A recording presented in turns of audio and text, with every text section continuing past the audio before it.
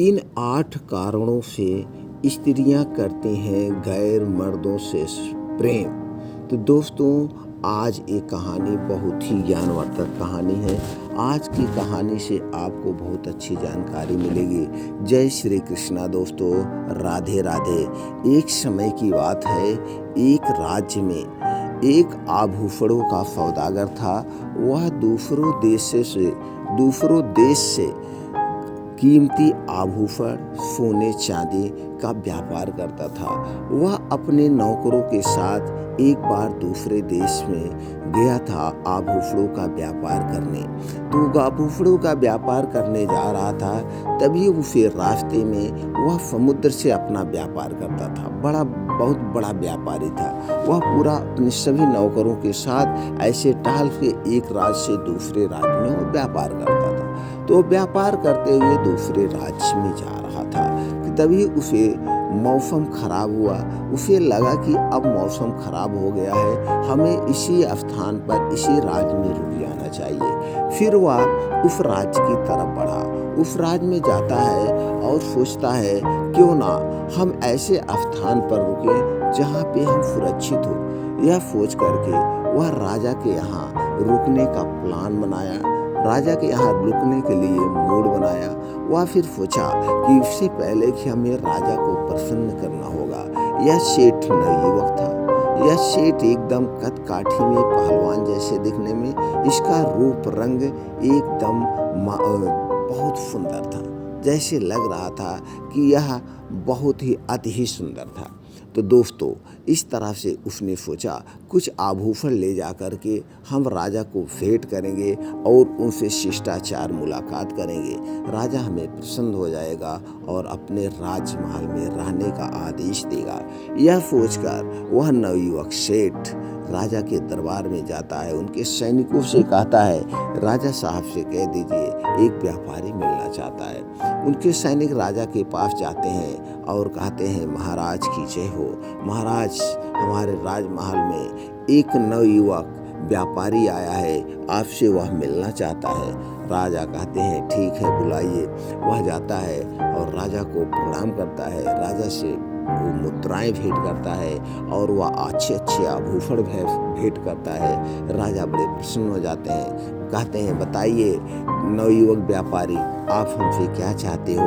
वह व्यापारी कहता है, महाराज, हम एक आभूषणों के व्यापारी हैं। हम टहल टहल के दूसरे राज्यों में व्यापार करते हैं। तो हम दूसरे राज्य में जा रहे थे व्यापार करने कि यहाँ की जो है बारिश का मौसम देखकर हमने सोचा कुछ दिन आपके यहाँ रुक जाएंगे।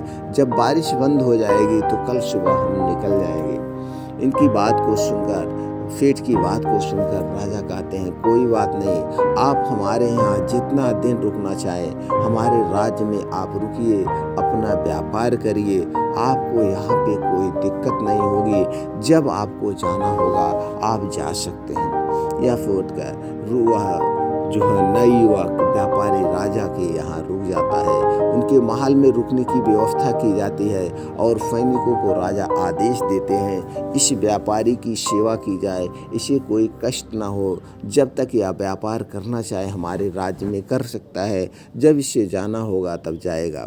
अब राजा के आदेश का सैनिकों पालन करते हैं। अब इसे वहीं राजमहल में रहने के लिए इसे महल दिया जाता है। वहीं से रहकर यह डेली जो है अपने व्यापार को उस राज्य में करता है। तब इसे एक दिन राजा के राजकुमारी की निगाह इस नवयुवक व्यापारी पर पड़ती है। इसकी सुंदरता पर, इसके शरीर पर राजकुमारी मोहित हो जाती है। राजकुमारी मोहित हो जाती है। अब राजकुमारी को रात में भी नींदें नहीं आती है। उस नवयुवक व्यापारी के चेहरे राजकुमारी की आंखों से सामने दिखते हैं। अब राजकुमारी मन ही मन अपने आप को उस नवयुवक व्यापारी के लिए अपने शरीर को अर्पण कर चुकी थी। सब कुछ शुद्ध बुद्ध खो चुकी थी, हमेशा उसकी याद में रहती थी। यह देखकर उसकी छोटी बहन एक दिन कहती है, दीदी, बहना, ये तुम क्या, हमें तुम्हें देखकर ये लगता है तुम किसी के प्रेम में उलझी रहती हो, किसी के प्रेम में हमेशा सोचती रहती हो। यह सुनकर वह राजकुमारी कहती है, हाँ बहना, लेकिन तुम ये बात किसी से मत बताना। हम आज आपको बताते हैं अपने दिल की बात, लेकिन तुम कसम खाओ कि ये बातें किसी से नहीं बताओगी। वह कहती है, नहीं बताऊंगी बहना, तुम बताओ। राजकुमारी कहती है कि जो अपने राज्य में वो कल जो एक नया व्यापारी आया था, उसके रूप रंग पे हम मोहित हो गए हैं। हम अपना दिल उसको दे बैठे हैं। हम हमेशा उसकी याद आती है। अगर हम उससे शादी नहीं कर लेंगे तो हम जिंदा नहीं रहेंगे। ऐसा करो बहना, तुम हमारी एक मदद करो। हम तुम्हें एक पत्र देते हैं और यह पत्र तुम उस नवयुवक व्यापारी तक पहुंचा दो। उसकी बहन कहती है, ठीक है। वो भी अपनी बहन की बात मानकर अगले दिन वह पत्र उस युवा व्यापारी के पास जाती है और पत्र को देकर आती है। पत्र जब वो पाता है, भी युवा व्यापारी पत्र को पाता है, तो दोस्तों सबका जो है कुछ ना कुछ दिमाग में आ ही जाता है। सुंदरता को देखकर वह भी राजकुमारी को देखे थे, अब सुंदरता देखा था। अब उसके मन में भी पाप सवार हो गया, उसके मन में भी लालच आ गई, क्यों ना हम राजकुमारी से शादी करके अब यही राजकुमार कुछ ना कुछ यहाँ से हमें धन दौलत मिल जाएगी और राजा बहुत बड़े हैं, राजकुमारी से देंगे। यह उसके भी प्रेम में उलझ जाता है। इसके मन में भी पाप बसने लगता है, इसके मन में लालसें उत्पन्न हो जाती है। यह पत्र को पढ़कर राजकुमारी उसमें लिखी रहती हैं, हे युवा व्यापारी, मैं तुमसे बहुत प्रेम करती हूँ, मैं तुम्हें अपना दिल दे बैठी हूँ। तुम अगर मुझसे शादी नहीं करोगे तो मैं अपने प्राणों को त्याग दूंगी। यह सोचकर वह युवा व्यापारी उसको अगले दिन मिलने राजकुमारी के महल में जाता है। राजकुमारी और दोनों मिलते हैं, दोनों अपने दिल की बातें करते हैं। अब धीरे धीरे दोनों में प्रेम बढ़ता गया, धीरे धीरे प्रेम बढ़ता गया। अब ये युवा व्यापारी रात में उस राजकुमारी के कक्ष में जाता और उससे मिलता, फिर सुबह होते होते वह फिर चला आता। दिन भर व्यापार करता, रात को राजकुमारी के कक्ष में वह डेली यही सिलसिला चलता रहा। एक दिन रात का जो अंगरक्षक था, उसकी निगाह इस युवा व्यापारी पर पड़ती है। यह देखता है कि वह युवा व्यापारी राजकुमारी के कक्ष में जा रहा है, तो यह सोच करके वह ये सारी घटनाएं आकर के राजा से बताता है। राजा यह बातें सुनकर आग बबूला हो जाते हैं और अगले दिन राज दरबार में उस युवा व्यापारी को बुलाते हैं और कहते हैं कि हमने क्या सुना, तुम क्या राजकुमारी के कक्ष में जाते हो? तो वह युवा व्यापारी कहता है कि नहीं, मैं नहीं जाता हूँ। तो राजा साहब उस दिन शांत हो जाते हैं, लेकिन अब फिर डेली जब जाता था, इससे रहा नहीं गया। एक दो दिन के बाद फिर वह मिलने नहीं जाता है राजकुमारी से। फिर कुछ दिन जब बीत जाता है, तब फिर एक दिन मिलने राजकुमारी के कक्ष में जाता है। लेकिन राजा अपने गुप्तचरों को आदेश दे दिए थे, जैसे ही उसके घर में प्रवेश करे, उसके महल में प्रवेश करे, राजकुमारी के महल में प्रवेश करे, उस महल को चारों तरफ से घेर लेना और हमें तुरंत सूचित करना।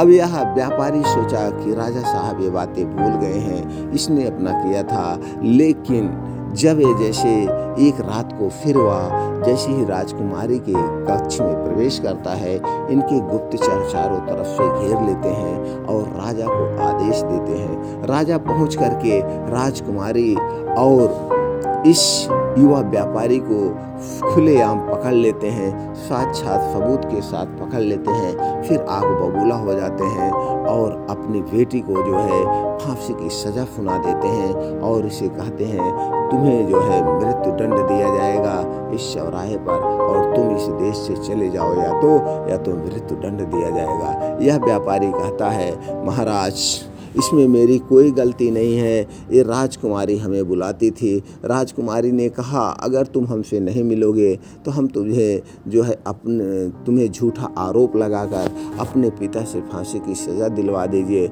इसलिए मैं इससे डेली मिलने आता था, इसमें मेरी कोई गलती नहीं है। यह बातें सुनकर राजा को विश्वास नहीं हो रहा था, तो फिर वह व्यापारी वो पत्र दिखाता है, यह देखिए राजकुमारी ने यह पत्र लिखा था, तब हम मिलने आते थे, अब राजकुमारी का जब पत्र राजा पढ़ते हैं, यह राजा अचंभित हो जाते हैं। ये समझ जाते हैं कि ये सारी गलती मेरी बेटी की है, राजकुमारी की है, लेकिन आज ये बचने के लिए, अपने आप को बचने के लिए यह इस सेठ पर झूठा इल्ज़ाम लगा रही है। वह सेठ को बरी कर देते हैं और राजकुमारी को कहते हैं इन्हें फांसी दे दिया जाए। अब यह बातें सुन करके वह सेठ असमंजस में पड़ जाता है कि आज एक राजकुमारी को फांसी होगी। फिर वह राजा से कहता है, राजा हमारी एक बात है, आप हमारा एक प्रस्ताव है, अगर आप सुन लीजिए तो हो सकता है कि आपके कुछ समझ में आ जाए, आप तब निर्णय लीजिए। वह युवा व्यापारी कहता है, आप राजकुमारी को फांसी देने जा रहे हो, मृत्यु दंड दे दोगे, उससे क्या मिलेगा? क्यों ना आप राजकुमारी की शादी हमसे कर दीजिए और इस समस्या का समाधान हो जाएगा। राजा को इस युवा व्यापारी की बातें समझ में आ जाती है। राजा अपनी राजकुमारी की शादी युवा व्यापारी से कर देता है। अब युवा व्यापारी शादी करके उस महल से, उस राज्य से वापिस अपने देश आने लगता है। वह आता है और व्यापार करते हुए आता है, डायरेक्ट नहीं आता है। फिर वह आते आते दूसरे राज्य में जाता है व्यापार करने के लिए। दूसरे राज्य में वह व्यापार कर रहा था, कुछ दिन तक व्यापार करता था, दिन में व्यापार करता था, फिर रात में तंबू बना था। उसी तंबू में राजकुमारी के साथ, अपने धर्म पत्नी के साथ, अपने नौकरों के साथ रहता था। वह जो है शहर के बाहर एक जंगल में अपना तंबू बनाया था। इसी तंबू के पास एक साधु महाराज का भी तंबू था। साधु महाराज भी युवा थे, बहुत ही तेजस्वी थे, जैसे कि वो योगा वगैरह दोस्तों करते हैं, इसलिए उनका शरीर एकदम चमकता रहता था। अब एक दिन इस राजकुमारी की निगाह उस साधु पर पड़ती है और साधु के ऊपर ये मोहित हो जाती है। साधु के ऊपर ये मोहित हो जाती है। अब दिन भर रात जो है, दिन भर वो युवा सेठ जो है व्यापार करता था, व्यापारी करता था और रात में आता था। तो रात में जब वो आता था और ये पूरा दिन राजकुमारी उस साधु से मिलने जाती थी। एक दिन वहाँ गई राजकुमारी साधु से मिलने गई और साधु से कहती है, साधु जी हम आपकी दासी बनना चाहते हैं, हम आपकी सेवा करना चाहते हैं, आप हमें अपना दासी बना लीजिए। वह साधु कहता है, तुम शादीशुदा हो और तुम्हारा पति तुम्हें इजाज़त देगा, तुम्हारा पति इसकी इजाज़त देगा।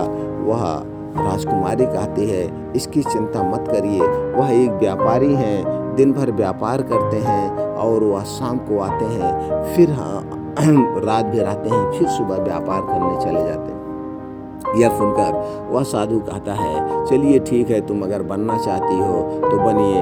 अब डेली रोज की जो है यही इनकी जो है राजकुमारी की डेली की नीयत बन गई। डेली खाना बनाती और साधु के पास जाती, उसे खाना खिलाती। ऐसे ऐसे धीरे धीरे कार्यक्रम चलता रहा। एक दिन फिर ऐसे रात के 12 बजे उठकर वह अपने जो है साधु से मिलने आती है और फिर सुबह वापस आती थी। एक दिन ऐसे हुआ, वह युवा व्यापारी कहा कि रानी साहिबा, हमारी धर्मपत्नी, अब हम कल इस राज्य को, यह तंबू को छोड़कर दूसरे राज्य में व्यापार करने जा रहे हैं। कल सब लोग अपना सामान बांध देगा, हम यहाँ से चले जाएंगे। यह बातें सुनकर अब राजकुमारी अचंभित हो जाती है कि हम साधु को छोड़कर जाना पड़ रहा है, अब हम कैसे मिलेंगे। उसे नींद नहीं आती है। अभी तभी ही रात में जब वो युवा व्यापारी सो जाता है, तब यह रानी अपने पति को छोड़कर उस साधु के पास जाती हैं। साधु से सारी बातें बताती हैं कि कल सुबह हमारा जो है हमारा पति वह हमारे दूसरे राज्य में जा रहा है, हम तुम्हें छोड़कर नहीं जाना चाहते हैं। फिर वह जो है राजकुमारी नहीं आती है वापस तंबू के पास, वहीं युवा सन्यासी के पास रुक जाते हैं। इधर जब सुबह होता है, युवा व्यापारी जागता है। वह व्यापारी जब जागता है तो अपने धर्म पत्नी को नहीं देखता है, तो वह जो सोच में पड़ जाता है कि हमारी धर्म पत्नी कहाँ गई, हमारी धर्म पत्नी कहाँ खो गई, उसे कौन उठा ले गया। फिर वह अपने नौकरों को आदेश देता है, तुम लोग व्यापार करते हुए अपने राज्य चलिए, हम अपने जो है पत्नी को ढूंढ करके सुबह आएंगे। यह अपनी पत्नी को ढूंढते ढूंढते परेशान हो जाता है, व्याकुल हो जाता है, सभी से पूछता, कोई नहीं बता पाते हैं। तब उसे वहीं एक बुजुर्ग मिलता है। वह बुजुर्ग कहता है ये सेठ जी, तुम उस पहाड़ी पर चले जाइए, वहाँ पर जो है एक बहुत पहुँचे हुए साधु रहते हैं, वो हो सकता है आपकी समस्या का समाधान कर दें। यह सोच करके वह व्यापारी उस ऊंची से पहाड़ी पर पहुंचता है। पहाड़ी पर जा कर के यह क्या सीन देख कर के यह भौचक्का हो जाता है, यह हक्का बक्का हो जाता है, इसके पैरों से ज़मीन ही घिसक जाती है। यह देखता है उस साधु के पास इसकी पत्नी जो है बैठी हुई है। यह अपनी पत्नी से कहता है, तुम इस साधु के पास क्या कर रही हो? तुम्हें हम यहाँ पे ढूंढ रहे हैं, वहाँ ढूंढ रहे, तुम नहीं मिल रही हो, हम परेशान हो गए हैं, तुम क्या कर रही हो? कहीं तुम इससे शादी तो नहीं कर ली हो, हमें छोड़कर तो नहीं चली आई हो? फिर जैसे दोस्तों जानते हैं, दुष्ट स्त्रियों के मन में तुरंत बचने के कोई ना कोई उपाय आ जाते हैं। यह सोच करके वह दौड़ करके अपने पति के पास आती है, कहती है, अरे कल हमने आए थे और जो है इससे पूछने आए थे कि हमारे व्यापार के लिए कोई ऐसी युक्ति बताइए जैसे हमारा व्यापार दिन दुगना रात चौगुनी हो जाए, लेकिन इन्होंने हमें रोक लिया, हमें फंसा लिया, हमें आने नहीं दिया। ये सारी बातें वह अपने पति से कहने लगी बचने के लिए। उसका पति बहुत भोला था, वह सेठ बहुत भोला था, सच्चे दिमाग था। उसने अपनी पत्नी की बात को मान लिया। तो उसकी पत्नी कहती है, आइए, हम तुम्हें अगर विश्वास नहीं है, वो सामने गंगा जल है, वो सामने नदी देख रहे हो, हम चलिए उनकी कसम खा करके आपको बता देते हैं। यह कहकर वह अपने पति को उस समुद्र के किनारे पर ले जाती है, उस पहाड़ से दिखाती है, देखिए वो पानी देखिए। जैसे ही सेठ वो पानी की तरफ देखने लगता है, पीछे से धक्का दे देती है और सेठ वहीं पे गिर जाता है। यह वापस फिर साधु के पास आती है, लेकिन सेठ वहाँ से गिर जाता है, उस समुद्र में गिर जाता है, लेकिन उसकी मृत्यु नहीं होती है। वह पानी में बहते बहते एक छोर पर आता है, जहाँ पर उसके जो है नौकर लोग उसी रास्ते से जा रहे थे, उसी नदी से पार होना था। तो वह देखते हैं कि हमारे सेठ जी हैं, यहाँ क्या कर रहे हैं। फिर जो है सेठ जी को लोग लाते हैं, उसके नौकर सेठ जी को निकाल कर लाते हैं, उन्हें उपचार कराते हैं और वह सेठ ठीक हो जाता है। फिर नौकर लोग पूछते हैं, ये क्या हुआ? उसने कहा, दोस्तों, हमारे मित्रों, कभी भी औरतों पर भरोसा मत करना। ये औरतें जो है 8 कारणों से, इन्हीं 8 कारणों से कभी कभी कुछ औरतें अच्छी हो जाती हैं, कभी कभी कुछ औरतें राक्षस हो जाती हैं। वह कहता है कि बहुत से कारण होते हैं, जैसे कभी वो गलत परिस्थितियों में है तो भी अपने बचने के लिए कुछ ना कुछ उपाय लगा लेंगे। अगर उनके पास पैसे नहीं है तो भी अपने काम को बदल लेंगी, या कभी कभी किसी के ऊपर दीवानी हो जाती हैं तो भी ये गलत निर्णय ले लेती हैं। तो दोस्तों, वह कहा, कभी भी इनके चक्कर में मत समझना। ये स्त्री का त्रिया चरित्र भगवान भी नहीं समझ पाए, हम इंसान कैसे समझ पाएंगे। इसलिए जो भी हुआ अच्छे के लिए हुआ। चलो, वो दुष्ट स्त्री हमारे जीवन से चली गई, जाने दीजिए। हम लोग अपने महल चलते हैं, अपने राज्य चलते हैं। हम अब चल करके अपने राज्य में ही व्यापार करते हैं। तो दोस्तों, इस तरह से सेठ की जान बचती है और वह वापस अपने राज्य चला आता है।